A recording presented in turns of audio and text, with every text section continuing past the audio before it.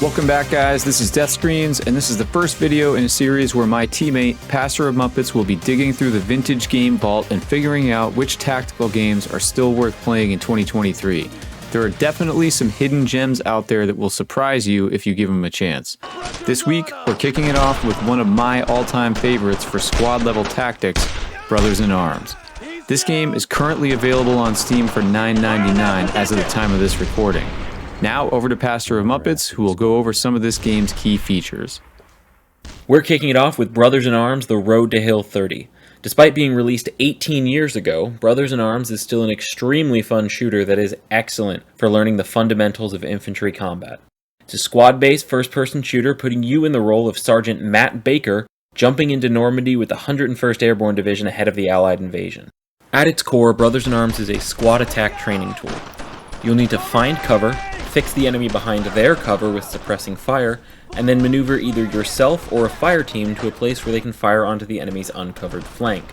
The game provides a quick tutorial and then gets you into a few small firefights before putting you in command of your first AI teammate, Corporal Hartsock. Orders in Brothers in Arms are done very simply. Hit the orders button, point the icon, and by context the icon will shift from either a move to a fire order depending on what it is you're pointing at. You can also order an assault, but like the tutorial clip here will show, this is usually very high risk and can quickly cost you your whole fire team. The core of the combat is the suppression mechanic. Enemies will by default have a red suppression meter over their head that gradually turns gray as they take more fire. If you manage to kill an enemy, the rest of that unit will be suppressed instantly, and they'll react accordingly. Suppressed enemies do not fire, or at least not often or effectively, allowing you to maneuver to a flanking position to finish them off. You have the option to turn off the red suppression indicators, which substantially increases the realism, as you no longer have instant knowledge of enemy locations or suppression status, as you will see in some of the later clips. Let's keep up the fire!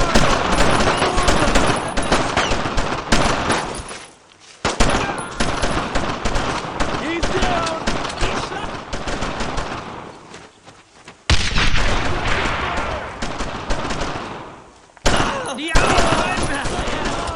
Another down! Where this game really comes into its own, though, is when you get your second fire team and start working full squad fire and maneuver with both a base of fire and an assault team. Remember, Baker, base of fire with one, flank with the other. Move out!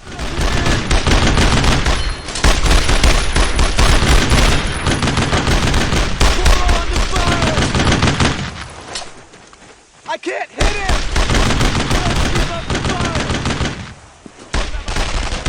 Corian! Move! Let's go! Got it! Heavy base of fire! There! Now!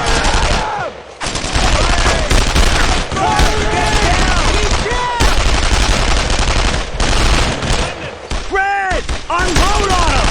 Tossing a grenade! Corian! Don't stop firing! Suppressing fire!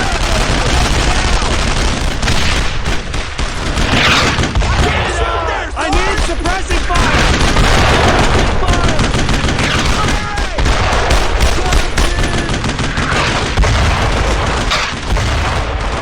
Corian! Hurry up! Get over there! You heard the man! Put some fire on him!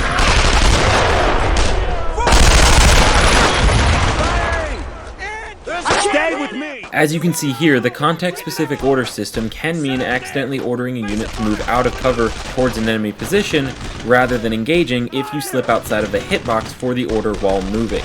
It's quickly remedied, but definitely worth paying attention to. Corian! Target that area!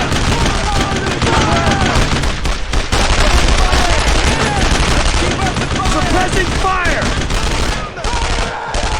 On occasion, the weapon damage can feel a little bit off. I just don't see any way this guy could realistically shrug off that burst from a Thompson.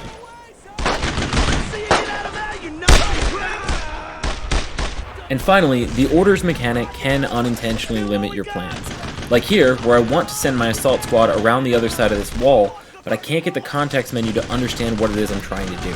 If you can accept the fact that this game is 18 years old and that it shows its age in some regards, you find a great piece of gaming history that does an outstanding job putting you through a series of well-crafted squad attack training lanes. Which older tactical games do you want to see reviewed next? Let me know in the comments.